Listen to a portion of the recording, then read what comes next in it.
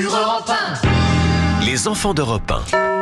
Et ce matin, Dimitri Pavlenko, on fait un bond de 70 ans en arrière avec la mort d'un célèbre couturier. Et oui, le 24 octobre 1957, en effet, Christian Dior s'éteint, terrassé par une crise cardiaque à Montecatini, en Italie.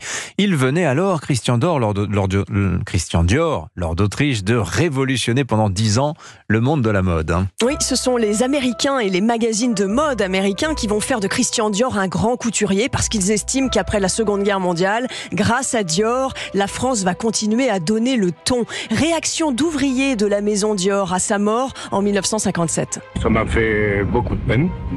D'abord, comme si c'était, comme si c'était un membre de ma famille. Et cet ouvrier salue en Dior un créateur d'exception. Quand il passait dans la maison, mais seulement ne s'arrêtait avec personne. Il s'occupait vraiment que de ses créations, rien d'autre. Tout le monde l'aimait beaucoup. Ça, pour nous, c'est une perte. On ne peut pas trouver pire que ça. 5 jours plus tard, toute une foule assiste à ses obsèques. Le catafalque est drapé d'un voile d'organza noir recouvert de milliers de brins de muguet, la fleur préférée du grand couturier aujourd'hui disparu.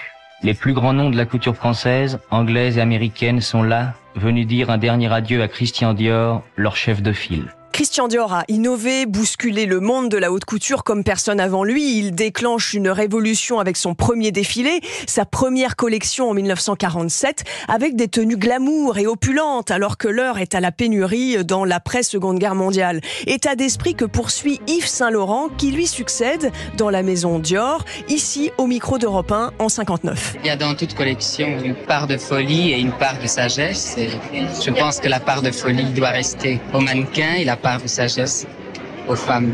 Christian Dior a réalisé assez tardivement sa vocation parce que sa pudeur et une certaine nonchalance dans l'attitude l'empêchaient d'aller au-devant des occasions. Mais Dior a rapidement créé un empire, une marque au-delà des vêtements, raconte en 2016 Yann Kerlo qui a travaillé pendant 15 ans dans le monde de la mode. Au moment de la collection de 1947, la première collection, il y avait eu le premier parfum Miss Dior qu'il avait en fait dédié à sa sœur Catherine qui venait d'avoir des épreuves terribles puisqu'elle avait été déportée à Ravensbrück. Il avait donc fait ce parfum en hommage à sa sœur. Dior, c'était tout un monde. Il y a une phrase que le couturier aimait dire, les couturiers sont les derniers refuges du merveilleux. Pas mal. Merci Laure d'Autriche, merci à Sylvaine Denis aux archives d'Europe 1. Réalisation Sébastien Guidi.